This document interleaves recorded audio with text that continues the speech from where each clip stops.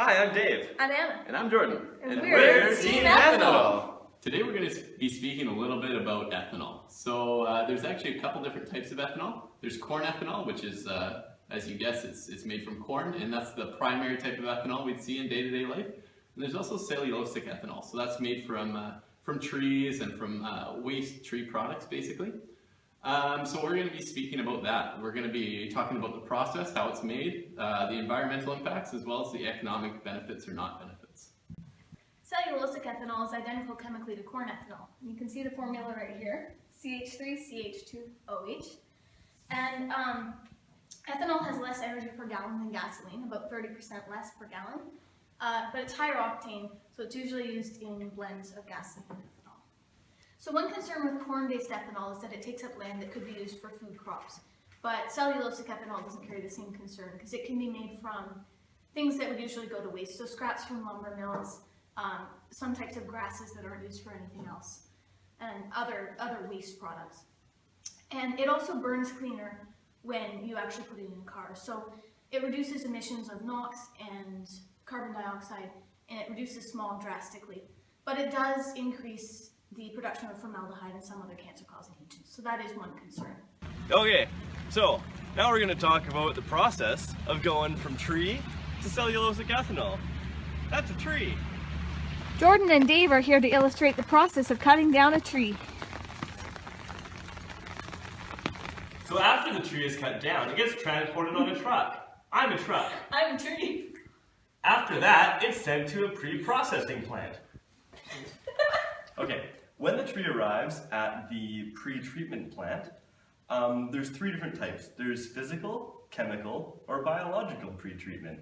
The physical pre-treatment involves grinding or otherwise crushing the tree into smaller bits to make it easier to process. The chemical uses microorganisms to break down the material, and the chemical uses an acidic medium to make the cellulose more available for breakdown. Upon having lignocellulose, which is the result of the pre-treatment process, the lignocellulose then has to be broken down into sugars, the simple carbohydrates. To do this, a method called hydrolysis is used, and this is necessary due to the fact that the sugars are not readily available as they are in corn. So the main purpose of this is to separate the cellulose from the lignin. Okay, so once the sugars have been extracted from the lignocellulose, and the lignocellulose came from the tree, and the tree came from the ground, the next process is somewhat trivial. This has been done for hundreds of years, and is the distillation process. This is the process of turning the sugars into ethanol, cellulosic ethanol. This is very similar to processes for creating alcohol, or something like the moonshine still in Anna's basement, or it's a very trivial matter.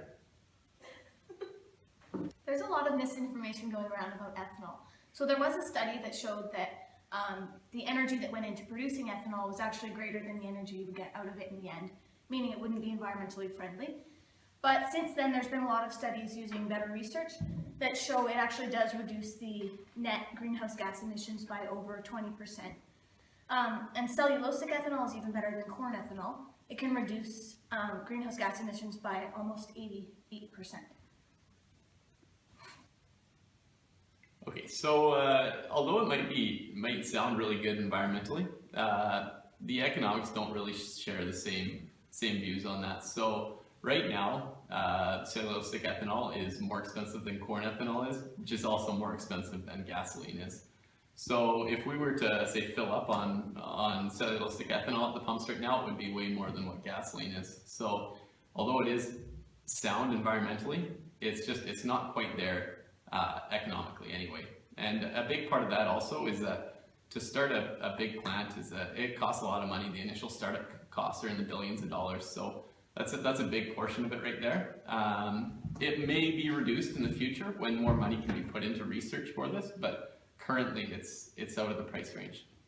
Cellulose is all around us. It's everywhere! So there was a study by the US Department of Energy that estimated at least 1 billion tons of cellulose could be gathered sustainably each year from the US alone. and that would be straw, wood waste, and other grasses. And that translates to 67 billion gallons of ethanol, which could replace 30% of the gasoline we use.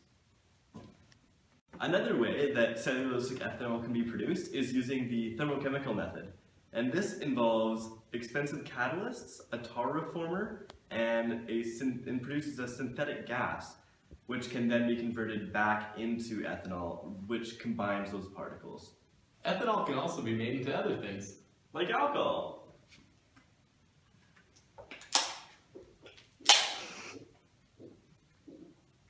In conclusion, I hope you guys learned a thing or two about cellulosic ethanol.